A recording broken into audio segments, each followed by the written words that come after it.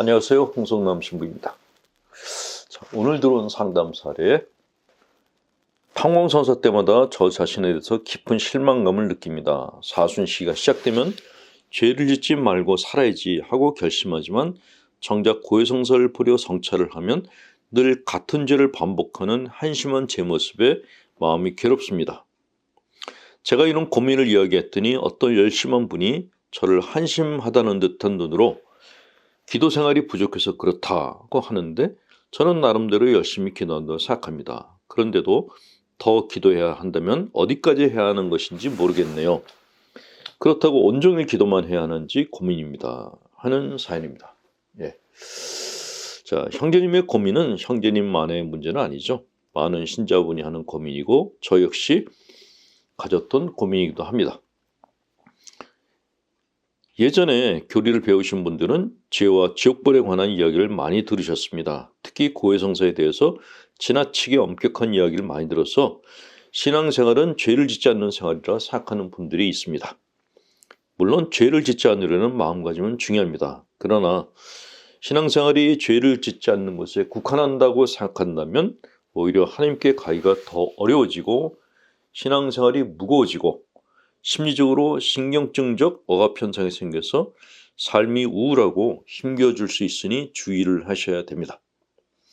우선 신앙생활에 대한 개념을 업그레이드 하실 필요가 있습니다. 신앙생활은 단순히 죄를 짓지 않는 삶이 아니라 내 인생에 희망과 구원을 주시는 주님을 맞아들이는 삶이라고 좀 더 눈을 들어서 생각하셔야 됩니다.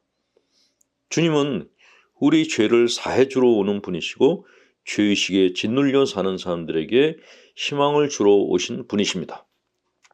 우리가 우리 죄 때문에 주님을 바라보지 못하고 자신의 한심한 모습만 보고 우울해한다면 그것은 신앙생활이 아니라 자학행위, 병적인 신심일 것입니다. 자, 형제님을 보고 믿음이 약하다고 하신 그분은 정신적으로 그리 건강한 분이 아니니 멀리하시고 하나님을 만난 기쁨을 이야기하는 분들을 가까이 하시기 바랍니다. 두 번째로, 사람은 죽을 때까지 죄를 짓고 살 수밖에 없는 한계적 존재라는 것을 인식하실 필요가 있습니다. 인간은 천사처럼 영적 존재가 아니라 여러 가지 심리적 문제를 안고 사는 한계적 존재입니다.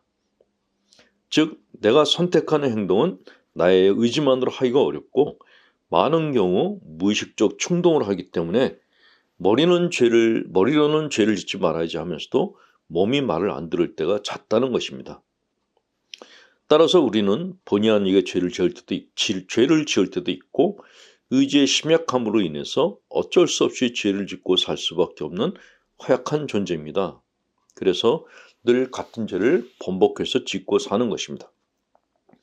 세 번째로, 죄는 필요 없는 것, 절대적으로 없애야 하는 것이라고 생각하는 분들이 많으신데 일견 옳은 생각이지만 죄를 보는 시각을 좀 다른 각도에서 가져볼 필요도 있습니다. 성 아우구스티노는 죄가 있는 곳에 은총도 있다 하셨습니다. 이 말씀의 의미는 무엇인가? 만약 나는 터럭만큼도 어떤 죄도 짓지 않는 순결한 존재다라는 생각을 가지면 루치펠 컴플렉스라는 것에 걸립니다. 루치펠은 하나님을 거부한 대천사 사탄이죠. 자신이 완전하기에 다른 사람을 판단하고 함부로 하고 싶은 교만 욕구에 걸려들어 회개하는 삶을 사는 사람들을 루치펠 컴플렉스에 걸렸다고 이야기를 합니다. 하나님의 이름으로 일은 하지만 하나님은 뒷전이고 자신이 하나님 역할을 하려는 컴플렉스에 걸려서 사람들 마음에 상처를 주는 짓을 서슴지 않고 하는 어두운 영혼, 이것이 루치펠입니다. 그런 의미에서 내가 죄인이라는 죄의식은 불편하긴 하지만 나를 하나님과 사람들 앞에 겸손되이 서 있게 해주는 은총의 도구이기도 합니다. 자기 성찰은 필요합니다. 그러나 나는 왜 이렇게 많은 죄를 짓고 살까? 나는 왜 이렇게 변하지 못하는가? 나는 왜 이렇게 주님의 뜻대로 살지 못하는가? 하는 식으로 심하게 질책은 하지 마시길 바랍니다. 그런 상태가 바로 심적 연옥이자 지옥이기 때문에 그렇습니다.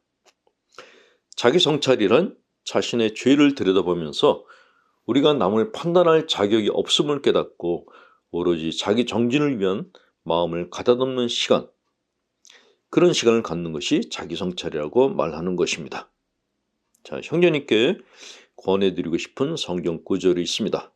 루카복음 23장 41절에서 43절에 나오는 죄수 이야기입니다. 우리야 당연히 우리가 저지른 짓에 합당한 벌을 받지만 이분은 아무런 잘못도 하지 않으셨다. 그리고 나서 예수님, 선생님의 나라에 들어가실 때 저를 기억해 주십시오 하였다. 그러자 예수께서 그에게 이르셨다. 내가 진실로 너에게 말한다. 너는 오늘 나와 함께 낙원에 있을 것이다. 네, 홍성남 신부였습니다.